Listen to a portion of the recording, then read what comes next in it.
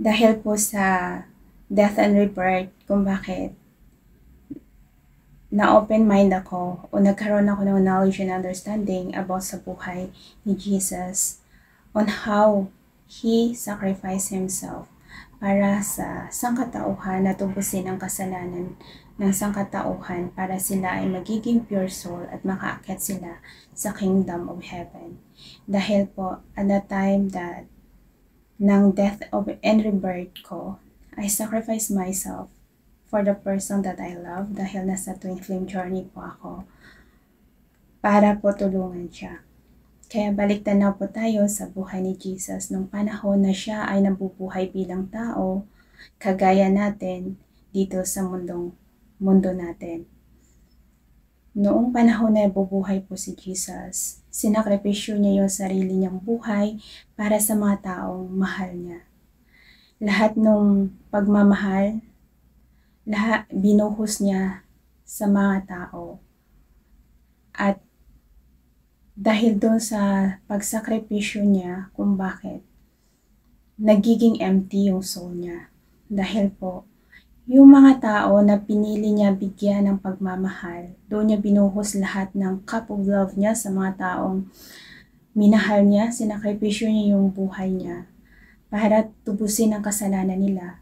Pero dahil nga hindi na-appreciate o hindi naintindihan ng mga tao ang kahalagahan ng salitang sacrifice na ginawa niya, kung bakit yung mga tao na dahilan ng kanyang pagsakripisyo, yung mga taong iniligtas niya ang nagpapako sa kanya sa cross.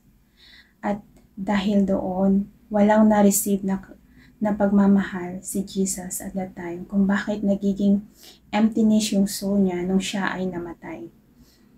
Dahil po, every human being meron po tayong cup of love in the field of spirituality. Dapat yung cup of love natin, laging puno yun. At kapag mapuno natin yung cup of love natin, saka po tayo makapagbibigay ng pagmamahal sa kapwa natin. Dahil kapag nagiging empty yun, wala tayong maibibigay. Dahil kapag empty cup po tayo, we are in the darkness of our soul. Parang feeling natin kasi at that time na yan, parang napaka-worthless natin. Yung parang wala tayong pakinabang. Ganun po yung nararamdaman ng isang individual na tao kapag nag-empty po yung cup niya. Yung lagi kang napapagod. Kaya po, bumaba po si Jesus, yung soul niya, bumaba po siya sa darkness after death niya. Dahil po nagiging empty yung cup niya kung bakit siya bumaba into the darkness.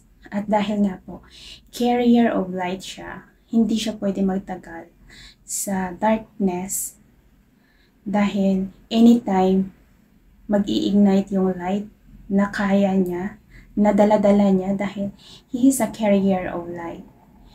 Na kapag ang light mag-ignite sa isang individual na soul, ito po ay very harmful sa darkness dahil it can illuminate the dark energy na nasa paligid niya. Kung bakit ibinalik siya sa langit, nag-resurrection siya for a next life. At bago po siya magkaroon ng next life, yun yung sa incarnation cycle natin, bago po siya ma-incarnate into a different body for a new experience, for a new body, new experience in new life, nagkaroon po ng veil of forgotten prior sa incarnation niya. Ang katumbas ng veil of forgotten in this physical world, ito po yung isang individual na tao na nagkaroon po ng amnesia, na wala kang maalala sa iyong nakaraan. At para tulungan yung mga tao na may amnesia, yung mga taong mahal niya sa buhay, ang ginagawa po ay to remind him ng mga nakaraan niya, yung mga favorite places niya, yung mga paborito niyang mga pagkain, o mga tugtugin na pwedeng makapag-remind sa kanya ng kanyang nakaraan. Ganun po ang ginagawa sa mga taong may amnesia in this physical world. Kailangan mo balikan yung nakaraan mo to remind yourself for being who you are.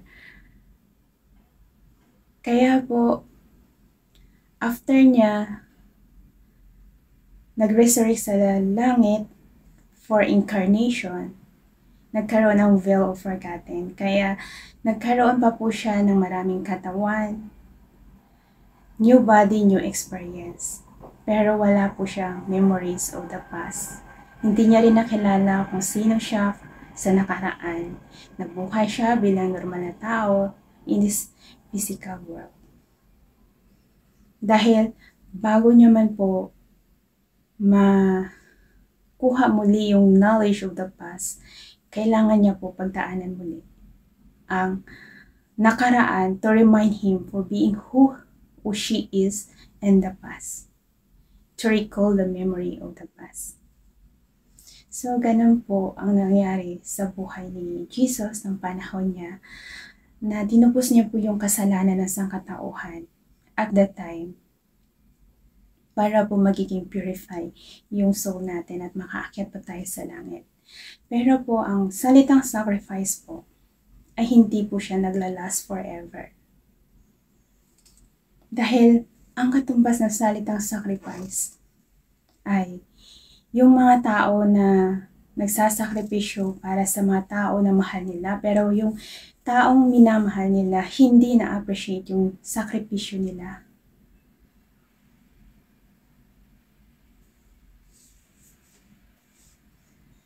Kaya po,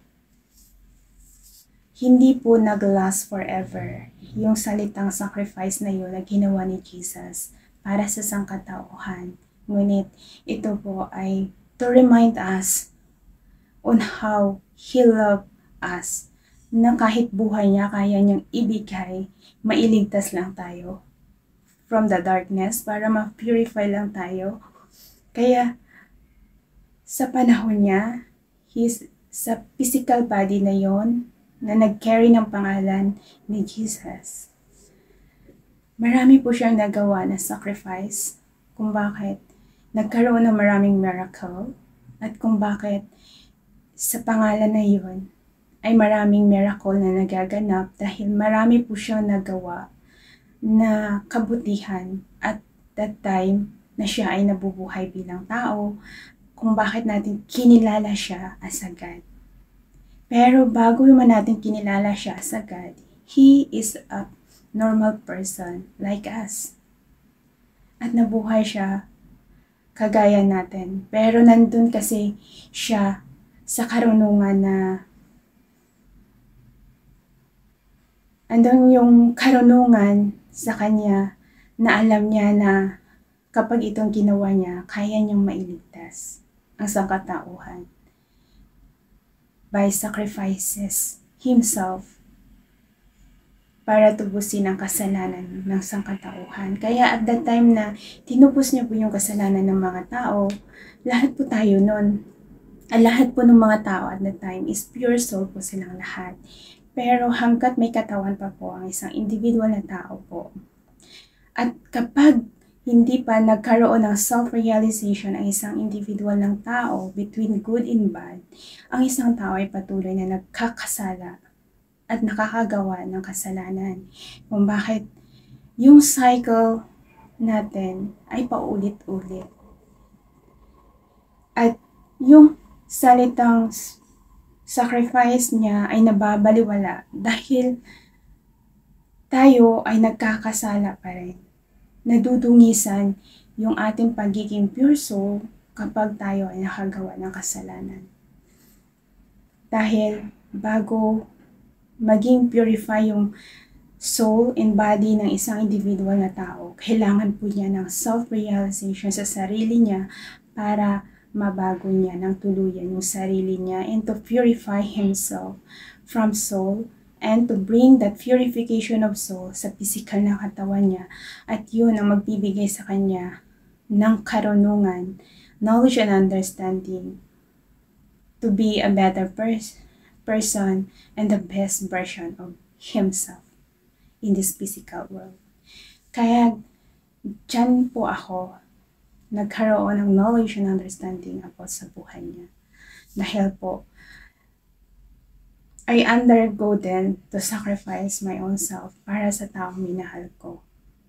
Dahil sa twin flame journey ko.